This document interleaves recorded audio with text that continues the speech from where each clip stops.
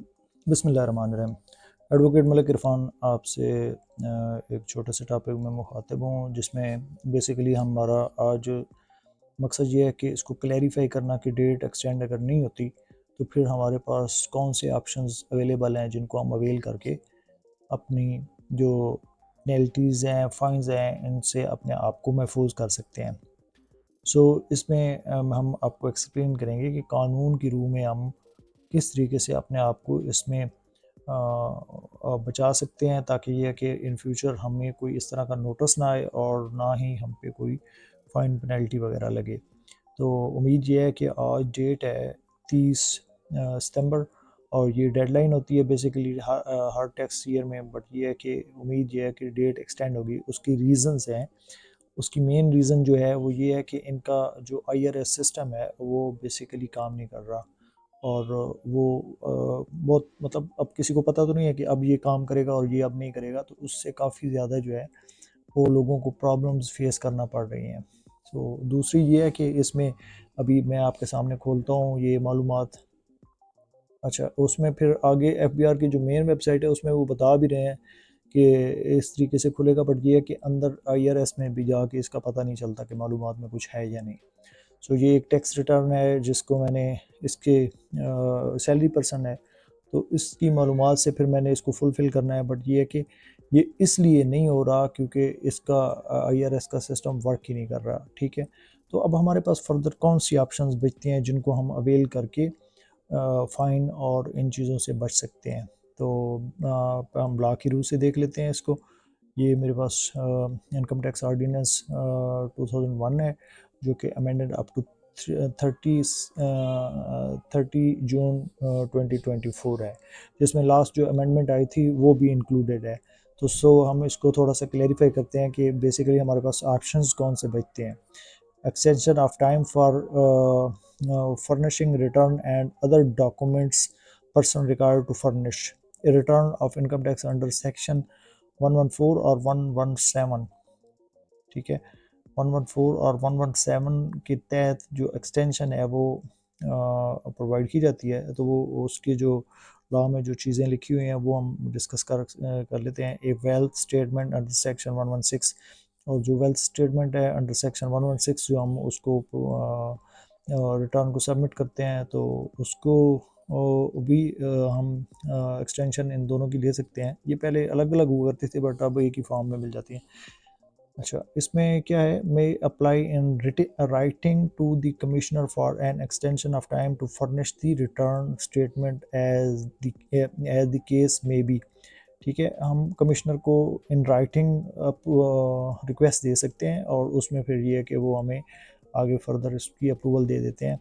तो इसमें आगे पढ़ लेते हैं। An application sub section 1 shall be made by the due date for the furnishing the return of income और statement to which the applicant related, वही बात जो एप्लीकेशन देनी होगी। Whereas an application has been made under subsection 1 and the commissioner is satisfied the applicant is unable to furnish the return, मतलब commissioner satisfy होगा तो वो इसको अप्रूव कर देगा, और 99% अप्रूवल ही मिल जाती है, ठीक है। बहुत कम चांसेस होते हैं। अब इसमें आगे फिर बता दिया गया है कि कौन से सर्कमस्टांसेस हैं जिनकी बुनियाद के ऊपर आप एक्सटेंशन ले सकते हैं। अब्सेंस फ्राम पाकिस्तान, पाकिस्तान में कोई नहीं है। सिकनेस और अदर मिस एडवेंचर और एनी अदर रीज़नेबल काज। तो इसमें डिफरेंट रीज़न है। मिस एडवेंचरस पाकिस्तान में चलते ही रहते हैं, लाइक कभी धरना हो रहा है, कभी कुछ हो रहा है, कभी कुछ हो रहा है। तो ये तो एक पाकिस्तान है ही मिस एडवेंचर।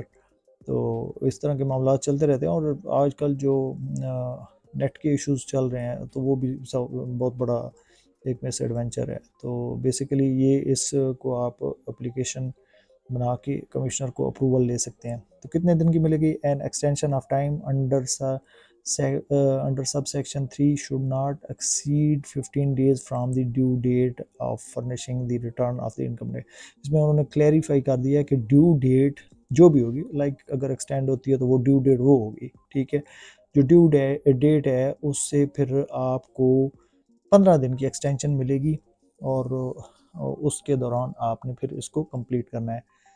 ठीक है, और इसके बाद फिर नहीं मिलेगी, और ये होगा क्या, unless there are exceptional circumstances justify a long extension of time. अगर फर्ज किया आप इसको जस्टिफाई कर लें तो फिर भी थोड़ा लॉन्ग एक्सटेंशन ऑफ टाइम आपको मिल सकता है। ठीक है, तो ये हो गया कि एक्सटेंशन, अगर फ़र्ज़ किया आपको कमिश्नर से एक्सटेंशन नहीं मिलती तो फिर चीफ कमिश्नर से under subsection 4 chief commissioner say may on an applicant made by the taxpayer for the extension or further extension as the case may be granted extension, मतलब एक एक्सटेंशन आपको मिल जाती है और फर्दर एक्सटेंशन आपको चाहिए होगी तो फिर, और लाइक अगर आपको एक्सटेंशन नहीं मिलती तो फिर आप चीफ कमिश्नर से ये एक्सटेंशन फाइल कर सकते हैं। ठीक है, और ये इसमें एक ये हमारे पास ऑप्शन मौजूद है। और फर्दर ये है कि इन्होंने लिख दिया कि जो पेमेंट्स डिफ़ॉल्ट का है इसकी एक्सटेंशन नहीं मिल सकती। ठीक है, और अब हम देख लेते हैं कि रिवीजन क्या है। बेसिकली रिवीजन ये है, मैं इसमें आपको सर्च करके बता भी देता हूँ।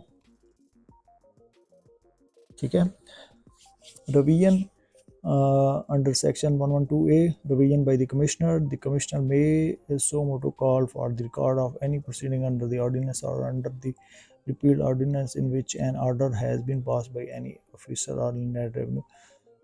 रिवीजन इसमें डिफरेंट लिखा हुआ है, मैं आपको बता देता हूँ। रिवीजन बेसिकली 7E के लिए हमने बहुत ज़्यादा रिवीजन को यूज़ किया है। तो रिवीजन एक आपका राइट है, आपको अगर आपसे कोई चीज़ मिसिंग हो गई है तो आप रिवीजन एनी टाइम फाइल कर सकते हैं। ठीक है, और विद इन ए 16 डेज़ जब जो सेल्फ असेसमेंट का आपको आता है एक नोटिस 120 सेक्शन के तहत, विद इन ए 16 डेज़ तो आप उसको विदाउट एनी अप्रूवल, कमिश्नर की अप्रूवल के बगैर आप उसको फाइल कर लेते हैं। बट ये है कि इसको रिवीजन को बार बार नहीं करना चाहिए। ये आपको एक मौका होता है कि आप 16 डेज़ में अगर कोई चीज़ मिसिंग है उसको दोबारा से देख के उसको दोबारा रिवाइज़ कर सकते हैं। अगर वो टाइम ख़त्म हो जाता है तो फिर उसके बाद फिर आप उसको रिवाइज़ नहीं कर सकते, वो आपकी वैलिड कंसीडर की जाएगी। ठीक है, तो अभी हम इसमें फॉर्म को देख लेते हैं। सबसे पहले एक्सटेंशन को देख लेते हैं। एक्सटेंशन जो application extension in time for filing of return of income tax, section 119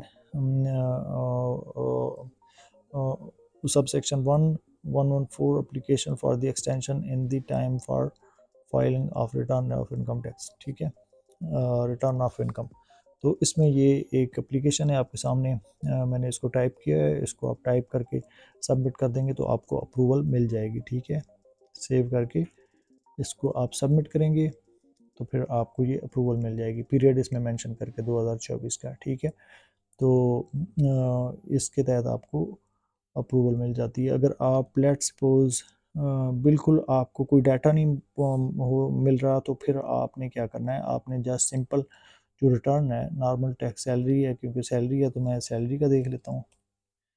इसको जस्ट सिंपली आपने क्या करना है, इंपोर्ट नहीं करना, आपने कोई डाटा पुट नहीं करना, आपने जस्ट ये करना है कि इसमें जो सेव है और सबमिट है। ठीक है, अब ये क्या कर रहा है, expenses must be enter before this. ये इस तरह का आपको क्वेश्चन अगर आता है, और डेफिनेटली आपको आएगा, क्योंकि एक्सपेंसेस का बताना ज़रूरी है। ठीक है, और ये कितने हैं, ये आपको अदर हाउस होल्ड एक्सपेंसेस हैं, ये आपने कैलकुलेट किए, ज़ीरो हो गया, इसको आप सेव करें और इसको आप सबमिट कर दें। ठीक है, सैलरीज का है तो क्योंकि इसमें आप जाके सैलरी भी लिख दें, तो ये सैलरी जो है ये इसकी ज़ीरो कर दें आप। ठीक है, आपको पता नहीं है, आपको समझ नहीं आ रही, और इसको आप सेव करके सबमिट कर दें।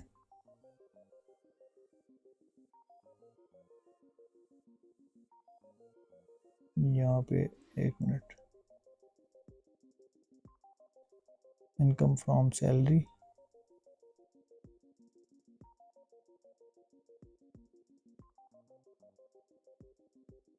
कुछ भी आप फिगर लिख सकते हैं। ठीक है, आप कोई फिगर इसमें लिख के आप इसको सबमिट कर देंगे, सेव करेंगे, ठीक है। तो ये आपके पास इस तरह से सबमिट के लिए आ जाएगा। आप सबमिट करेंगे तो आप बिल्कुल इसको सबमिट कर पाएंगे और विद इन ए 16 डेज आपने इसको रिवाइज़ करना है। वो रिवाइज़ कैसे करना है, आप डिक्लेरेशन पे जाएंगे, ठीक है, रिटर्न स्टेटमेंट रिवाइज पे आएंगे। यहाँ पे आपके पास नॉर्मल इंडिविजुअल एओपी कंपनी इनकी खुल जाएगी और फर्दर सैलरी की है, ठीक है, और सिंप्लीफाई क्लासिक सैम्पली रिटर्न और सिंप्लीफाई रिटर्न ऑफ ट्रेडर, इसमें ये सब ऑप्शंस आ रहे हैं, ठीक है। तो आप इसको रिटर्न को इस तरीके से रिवाइज कर सकते हैं विद इन 60 डेज अप्रूवल के बगैर, ठीक है। तो अगर इसके मतलब आपको कोई क्वेश्चन हो आप काइंडली मुझसे पूछ सकते हैं। थैंक्स फॉर वाचिंग, और मुझे उम्मीद है कि डेट एक्सटेंड हो जाएगी। तो इसको आपने ऑप्शन को एंड पे यूज़ करना है, बिल्कुल आखिरी घंटे में, आखिरी मतलब उम्मीद है कि 10 बजे से पहले पहले एक्सटेंशन मिल जाएगी। अगर नहीं मिलती तो आप फिर इस ऑप्शन को यूज़ कर सकते हैं। अगर आपको कोई क्वेश्चन हो तो काइंडली कमेंट्स में पूछें, लाइक करें, शेयर करें, सब्सक्राइब करें और खुश रहें। थैंक यू, अल्लाह हाफिज़।